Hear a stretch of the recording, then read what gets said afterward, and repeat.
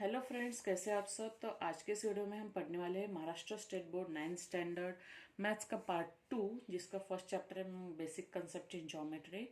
और practice set 1 हम solve करने वाले हैं। तो उसके प्रैक्टिस सेट के क्वेश्चंस 1 2 3 4 5 6 ये हमने पहली वीडियो में सॉल्व किए हैं, आप जाके देख सकते हो।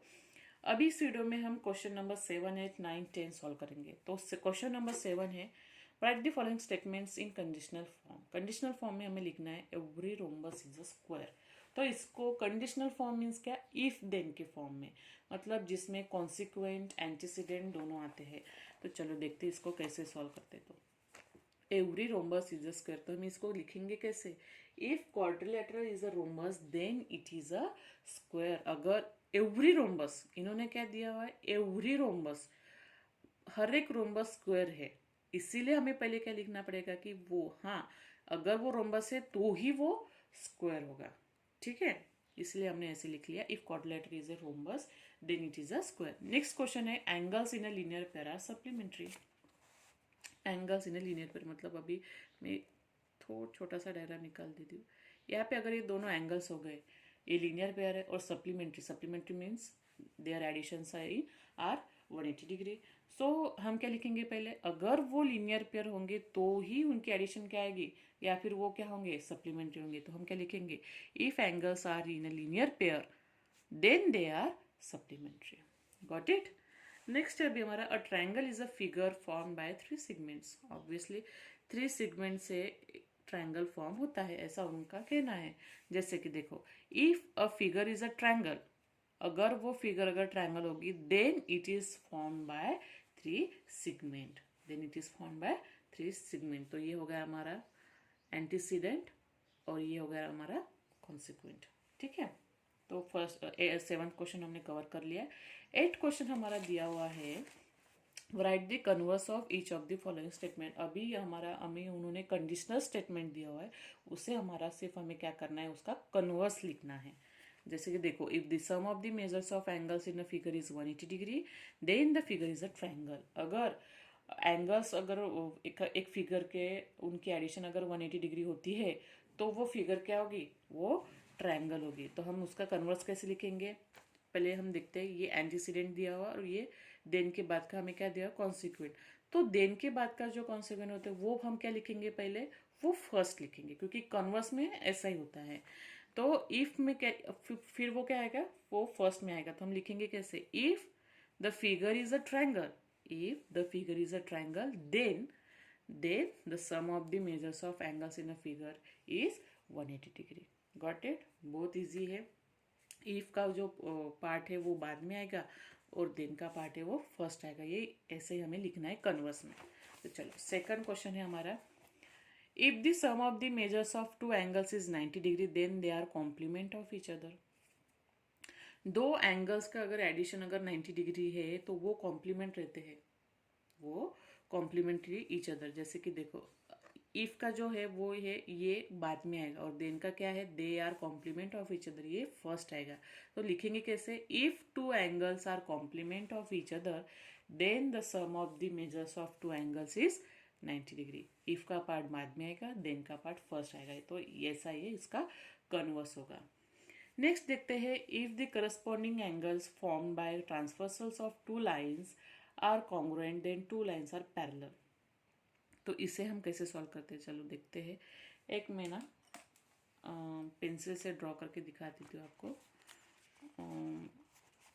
क्या दिया, if corresponding angles form by transversal of two lines are congruent then two lines are parallel. अभी ये देखो, ऐसे छोटी सी डायग्राम निकाल दियो। ये दो लाइन हो गए, ये पैरेलल है, ये ट्रांसवर्सल है। तो यहाँ से जो करस्पॉन्डिंग एंगल्स जो तैयार होते हैं, इफ करस्पॉन्डिंग एंगल्स फॉर्म हो गए यहाँ पे ट्रांसवर्सल में, तो two lines are congruent then two lines are parallel. ये करस्पॉन्डिंग एंगल्स क्या है, कॉन्ग्रुएंट है, तो ही दो लाइन्स क्या होंगे, वो पैरेलल होंगे। तो हम पहले क्या लिखेंगे, if two lines are parallel then and then only corresponding angles form are congruent. ठीक है, बहुत इजी था। नेक्स्ट है, if the sum of the digits of a number is divisible by 3 then the number is divisible by 3। अभी इन्होंने क्या बोला है कि अभी जैसे कि एक नंबर लेते हैं हम, जैसे कि 33, ठीक है, 33 नंबर ले लिया हमने। If the sum of the digits of a number is divisible by 3, इन दोनों की सम क्या आती है 6। ये डिविजिबल किससे है 3 से है, मतलब 3 को डिवाइड कर सकते हैं हम इसको। Then the number is divisible by 3, तो ही ये नंबर क्या होगा डिविजिबल बाय 3 ही होगा। तो इसका कन्वर्स भी सेम आएगा, सेम कन्वर्स मतलब वो भी करेक्ट होना चाहिए ना। तो कन्वर्स क्या होगा फिर, if the number is divisible by 3, ये अगर नंबर डिविजिबल बाय 3 होगा, ये अगर 3 को डिविजिबल होगा तो क्या आएगा, ये 11 आएगा। Then the sum of the digits of a number is also divisible by 3, तो उसका सम भी डिविजिबल आएगा 3 से। तो ये हो गया कन्वर्स। तो हमको 3 की डिविजिबिलिटी हमको सबको पता ही है कि एडिशन किए तो उसको डिविजिबल बाय 3 होता है। तो ये जो हमें स्टेटमेंट दिए थे 4 ही स्टेटमेंट, तो इसके कन्वर्स ये करेक्ट थे, ठीक है। सबके कन्वर्स हमने अभी देख लिए। तो वो क्योंकि कुछ कुछ स्टेटमेंट्स में कन्वर्स करेक्ट नहीं होते, मतलब वो एक दूसरे को करेक्ट नहीं रहते, तो लेकिन इसमें है तो इसलिए उन्होंने ऐसे स्टेटमेंट दिए, तो हमने इसका कन्वर्स लिख लिया है, ठीक है। कोई प्रॉब्लम नहीं आता, बहुत इजी थे क्वेश्चंस। अभी देखते हैं क्वेश्चन 9।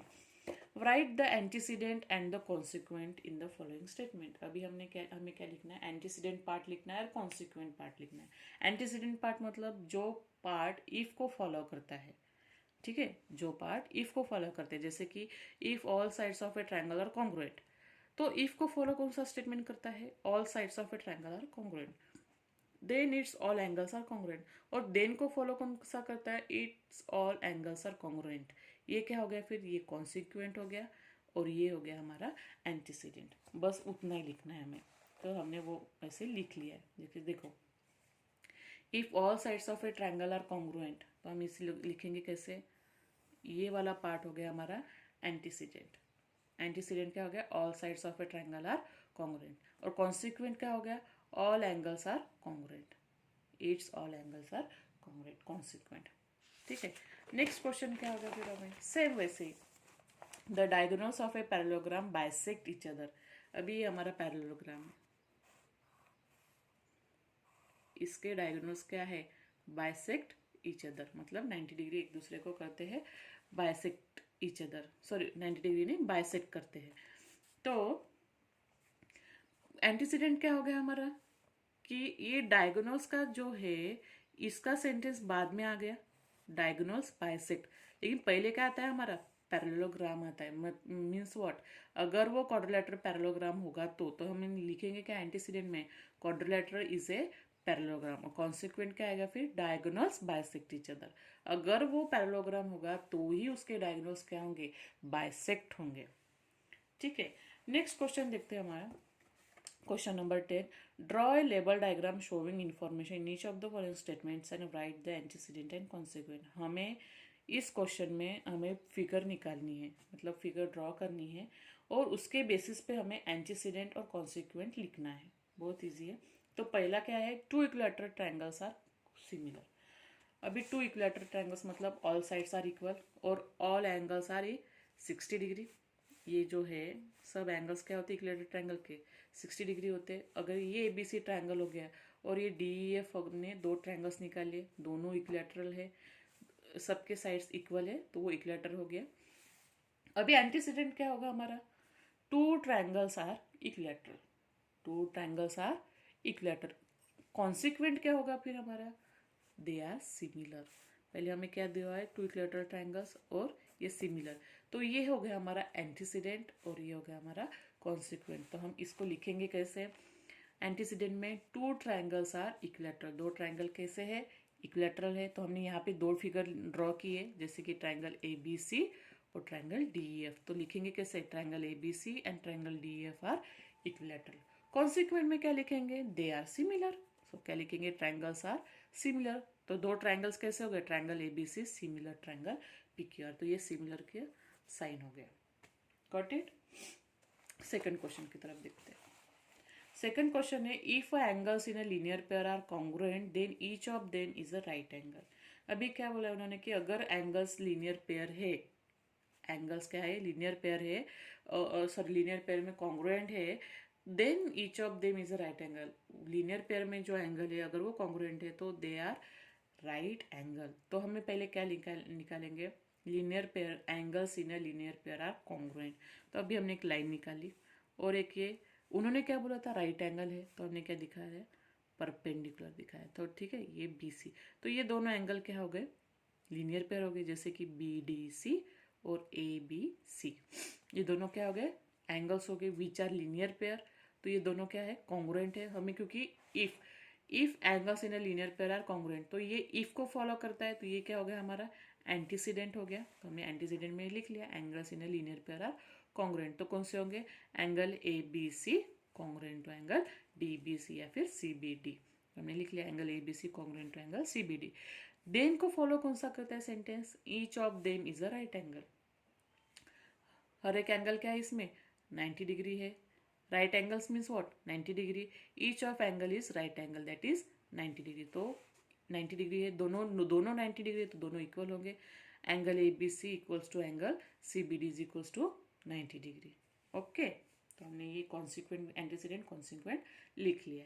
नेक्स्ट क्वेश्चन है हमारा last, if the altitudes drawn on two sides of a triangle are congruent then those two sides are congruent. अभी उन्होंने क्या बोला कि altitudes drawn on two sides of a triangle. अभी हमने एक ट्रायंगल निकाला ए बी सी। अल्टीट्यूड्स मतलब यहाँ से हमने अल्टीट्यूड निकाला दूसरे साइड पे, अपोजिट साइड पे, अपोजिट साइड इधर से भी हमने निकाला, अल्टीट्यूड्स आर कॉन्ग्रुएंट। ये जो अल्टीट्यूड्स है, कौन से अल्टीट्यूड निकाले हमने, बी ई और सी डी, ये दोनों क्या है, कॉन्ग्रुएंट है।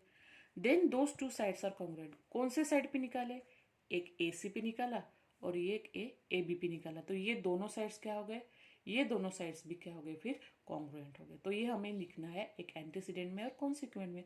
लिखेंगे कैसे, इफ को जो सेंटेंस फॉलो करते हैं हम लिखेंगे एंटीसीडेंट में, और देन को जो फॉलो करते हैं हम लिखेंगे कॉन्सिक्वेंट में। तो अल्टीट्यूड्स हमने ड्रॉ किए, अल्टीट्यूड्स क्या है, बी ई। तो B E perpendicular to side A C, तो हमने लिख लिया segment B E perpendicular side A C. Similarly segment C D perpendicular to side A B, ये भी लिख लिया। तो ये हम इसको कैसे लिखेंगे, ए ई सी ऐसे लिखेंगे, सॉरी पेन चाहिए था, ए ई सी, और इसको हम कैसे लिखेंगे, ए डी बी। ठीक है, इसको हम ऐसे लिखते हैं। तो उन्होंने क्या बोला था, जो हमने अल्टीट्यूड्स ड्रॉ किए हैं वो कॉन्ग्रुएंट है, तो ये क्या हो गया फिर B E congruent to C D. तो हमने लिख लिया segment B congruent to segment C D. Consequent में क्या है, दो जहाँ पे हमने निकाला था वो साइड्स क्या है, फिर कॉन्ग्रुएंट है। तो कौन से कॉन्ग्रुएंट हो गए हमारे, ए सी और ए बी। तो those two sides are congruent, तो क्या हो गया फिर side A B congruent to side A C. तो एंटीसीडेंट में फर्स्ट पार्ट आ गया, कॉन्सिक्वेंट में सेकंड पार्ट आ गया। समझ में आ गया, तो इसको हमने ऐसे ड्रॉ किया और ऐसे सॉल्व कर लिया। तो अगर आपको ये वीडियो पसंद आता है तो लाइक कीजिए, शेयर कीजिए और सब्सक्राइब कीजिए, और बेल आइकन को क्लिक करना ना भूलिए। अगर कुछ प्रॉब्लम आता है, मतलब कुछ क्वेश्चन समझ में नहीं आता है, कभी कभी फास्ट हो जाता है, तो प्लीज़ आप कमेंट सेक्शन में लिख लीजिए।